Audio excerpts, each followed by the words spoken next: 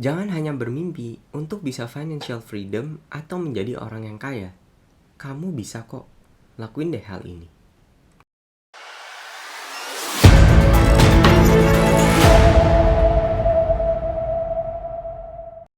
Mumpung kita baru masuk di tahun 2022, jadikan planning ini sebagai rencana teman-teman ke depannya.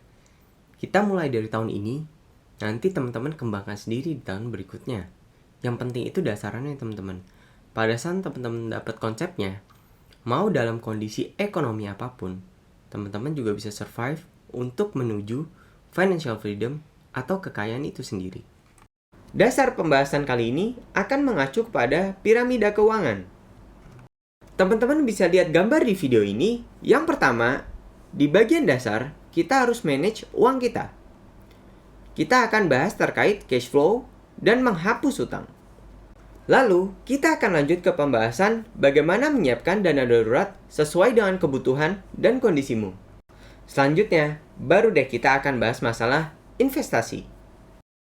Bahasan yang pertama adalah manage cash flow. Mau teman-teman konsul sama financial planner apapun, teman-teman baca buku dari manapun, teman-teman ikut seminar seharga berapapun, rumus untuk financial freedom atau menuju kekayaan itu sendiri. Yang pertama, cash in teman-teman harus lebih besar daripada cash out teman-teman. Simpelnya, pemasukan teman-teman harus lebih besar daripada pengeluaran teman-teman. Itu adalah langkah awal untuk menuju financial freedom.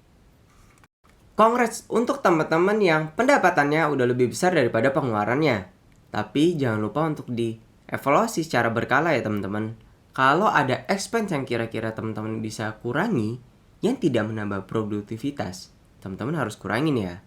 Atau teman-teman bisa alokasikan pengeluaran tadi ke hal-hal yang menunjang produktivitas teman-teman. Untuk teman-teman yang cash flow-nya belum positif, atau kira-kira pendapatannya masih lebih kecil daripada pengeluaran, nggak usah sedih teman-teman. Aku juga pernah ada di posisi teman-teman kok. Dan bahkan di beberapa bulan yang belakangan ini, aku juga pernah ngerasain ternyata pengeluaran aku lebih besar daripada pendapatan aku. So, apa sih yang harus teman-teman lakuin? Yang pertama, teman-teman udah harus start untuk memikirkan side hustle. Kira-kira aku harus bisnis sampingan apa ya? Kira-kira aku harus ngelakuin apa ya untuk mendatangkan stream income yang lainnya? Atau misalkan teman-teman jago foto nih. Nah, teman-teman udah mulai tuh buka jasa foto untuk wedding atau pre-wed atau yang lainnya. Dan untuk kamu yang udah punya pasangan, bisa diskusi dengan pasangan terkait masalah ini. Jangan dipendam sendiri ya, karena kalian ngelakuin rumah tangga ini berdua, bukan sendiri-sendiri. Langkah yang kedua, sambil mikirin side hustle tadi, kamu juga bisa start untuk menurunkan expense. Ingat ya, nurunin expense di sini jangan sampai mengurangi produktivitas kamu atau bagaimana kamu berkarya. Contohnya, misalkan kamu pergi ke kantor naik mobil. Nah, kamu coba evaluasi, kira-kira nambah produktivitas nggak sih dengan kamu naik mobil? Kalau misalkan bertambah, lakukanlah, pertahankanlah. Tapi kalau misalkan ternyata nggak ada impact-nya, ya teman-teman ganti. Misalkan naik motor, atau teman-teman naik kendaraan umum. Contoh yang kedua, teman-teman bisa substitusi, ya biasa teman-teman makan di luar, dengan teman-teman bawa bekal dari rumah. Misalkan teman-teman, pingin dah makan di luar, ya nggak apa-apa. Teman-teman misalkan kerja 5 hari dalam seminggu ke kantor. Teman-teman 3 hari itu bawa bekal dan 2 hari makan di luar. Intinya gimana langkah kecil teman-teman dapat menurunkan expense. Gak harus langkah besar teman-teman. Start dari small thing.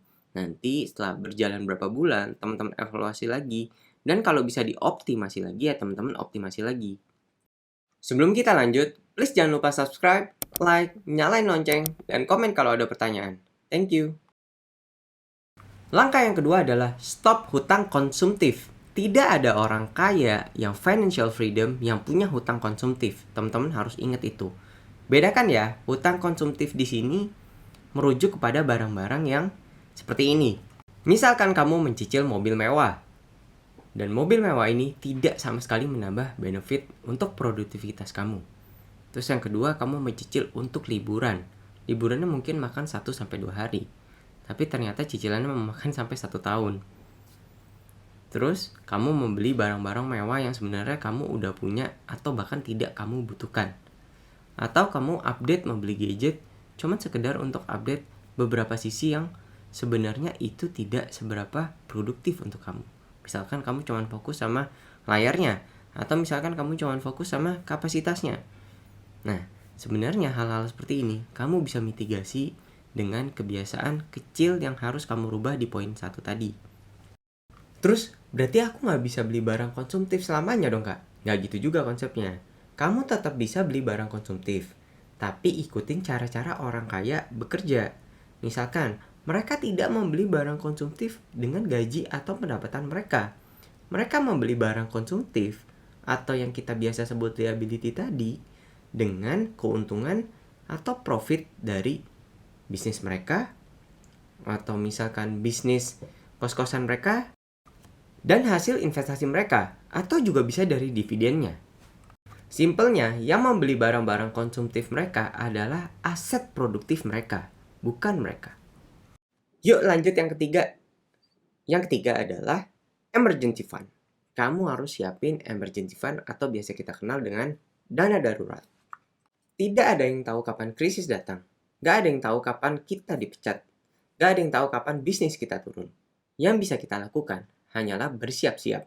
Bersiap-siap semampunya ya teman-teman. Jangan siap-siap semua. Karena kalau teman-teman siap-siap terus, nanti nggak bisa maju-maju. Untuk yang single, dana darurat bisa 3 kali pengeluaran bulanan kamu. Untuk yang udah berkeluarga, bisa 6 kali pengeluaran bulanan kamu. Nah, ini aku tambahin materi baru.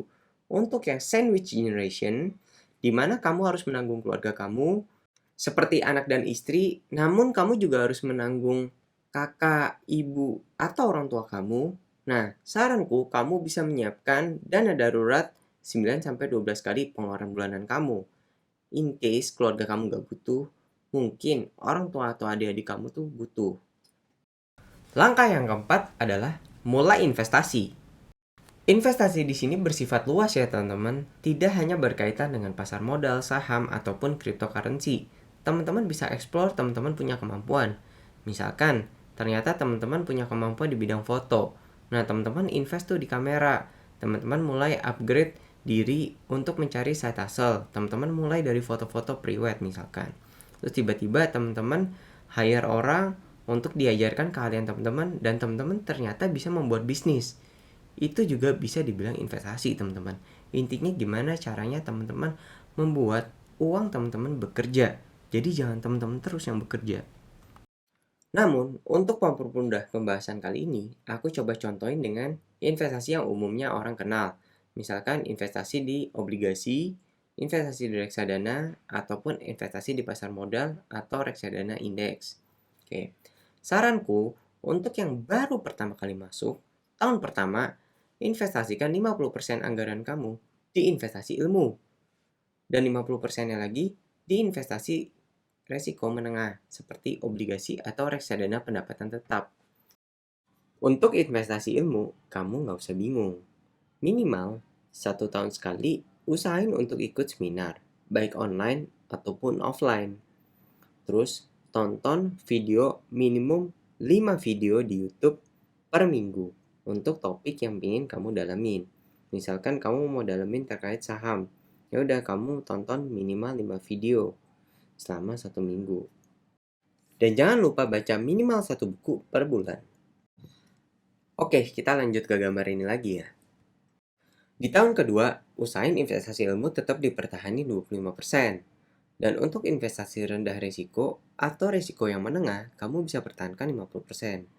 Nah, di tahun kedua ini, karena kamu di tahun pertama udah mulai investasi ilmu, bolehlah kamu letakin 25% anggaran untuk di investasi yang risiko tinggi, seperti di saham, pasar modal, atau di reksadana indeks. Di tahun ketiga dan tahun seterusnya, usahain tetap ada anggaran investasi ilmu sebesar 5-10%. Kita asumsikan teman-teman udah cukup pintar di bidang ini. Misalkan teman-teman cukup pintar di pasar modal atau di investasi saham. Teman-teman tetap usahain belajar ya. Tetap usahakan, anggarkan sedikit uang kamu untuk investasi di bidang ilmu ini.